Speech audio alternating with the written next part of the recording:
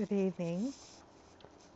I was just thinking to myself about how we grow up, and as long as we have something to believe in, you know, things can be magical and joyful. And when we're young, it starts with things like Santa Claus, and that turns out not to be real. And with our parents and their bond, and that turns out not to be real. A lot of us come from divorces. And then, you know, things might not be so great at home, but when I'm 18, all's going to be better. And then that turns out not to be so real. And, when I grow up, things are going to make more sense. Other people will have grown up. Huh, that turns out not to be so true. Um, it seems sometimes you're surrounded by liars and cheats and thieves and just for no other reason than just to be that way. I don't understand. And so, you grow up and you see that one very hard lesson is to learn is that not everybody thinks like you. Not everybody feels like you.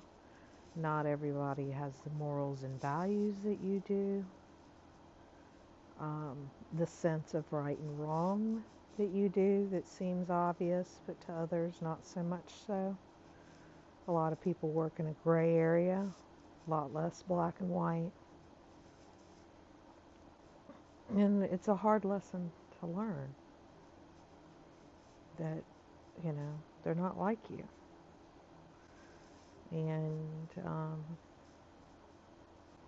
since I lived in so many different places, and I met so many different people, I think I learned that pretty quickly. My adaptability is very strong in any social situation because I've been exposed to a lot. But to just really grasp that concept that others can lie and think nothing of it. Others can steal and think nothing of it. Others can cheat and think nothing of it. Others can, do other bad things, think nothing of it. Is amazing to me. And this filters off into everything in humanity. Anything a human has their hands on, there's some semblance of corruption some way. Hard part is finding the people who are true and real and legitimate and human and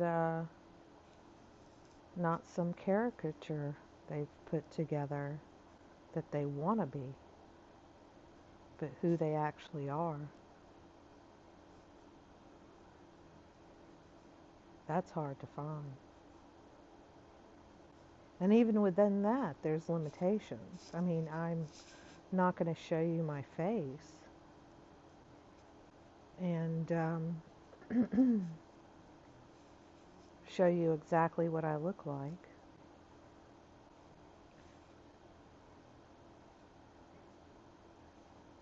But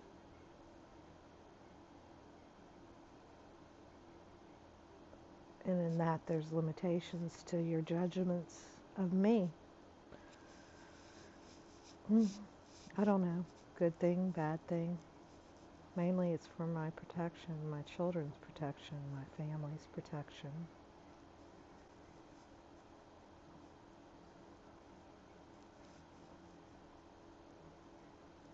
anonymity of some sorts. I am from the South. I mean, that's a given. You can hear it. But I've lived in other places.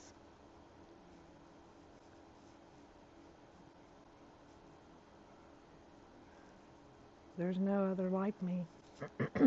Just like there's no other like you. But to find someone who's just totally genuine is extremely difficult, you know? And it's sad. It really is sad because, you know, there's societal strain on what you exactly delve into or question or talk about. Philosophers are no longer needed according to society. Thinking out the box can get you in all kinds of trouble. I mean, but it's sad because if you don't think out the box and you stay on the same narrow thinking process that it only works this way, so therefore we have to stay this way scientifically on finding out things, it's very limiting. Because if you would just take a right and a left just a little bit, you'd actually find the answer. But nobody wants to listen to anything different. It's what everybody accepts, what's put forth in front of us to digest through school. That narrow band is what's acceptable. I have a minor in philosophy, one class short of a major, one class short of a bachelor's degree in philosophy. Absolutely love it. Everything about it. The pushing the edges of thought.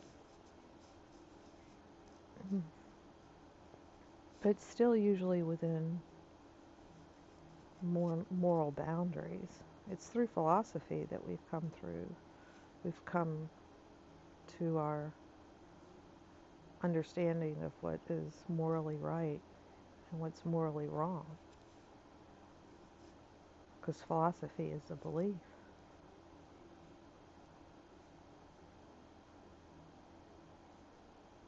And enough had the same belief.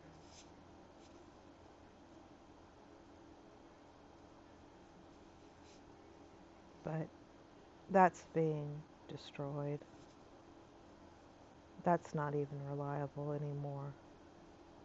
Believing in, morals and values and right and wrong and kind of the top 10 of what not to do. And yet, it's perfectly fine nowadays. So, that's gone. As far as something that you can rely on that other people are adhering to the same standards. That's gone. So, it's really hard to stand on a firm foundation when the foundation keeps getting smaller and smaller. It's like you're floating on a little itty bitty piece of ice in the middle of the ocean when it all used to be connected. I don't know. Just what do we believe in anymore? What can we agree upon anymore? What can we voice our opinions about anymore without being seen as something, outside the norm and get called names?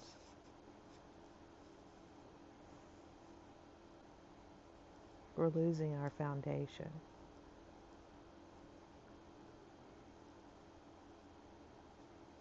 And it's evident. The economy's supposed to be so great, so many jobs out there and everything. Well, there are other things than just the economy that people need to rely on to feel secure. I mean, money isn't all of it. It helps, for sure, but it's not everything. But I could go on and on. But I just wanted you to think about that. You know, what can you really rely on? I mean, is it family? And if you come from a broken family and broken parents, make you the parent that your children can rely on. Start with you. Make that a given to your children, that you're stable and something that they can rely on, always, for advice, for a step up in the right direction, not to cling to and, live off of and not do anything. That's not what I'm talking about. I'm talking about something, a place, person, a home that they can count on. That's always wonderful to have in the back of your mind.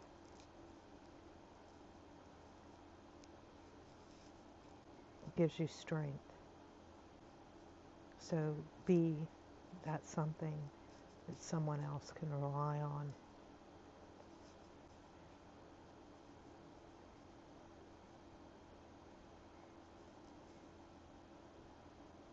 Maybe that'll give you some peace. Have a good evening.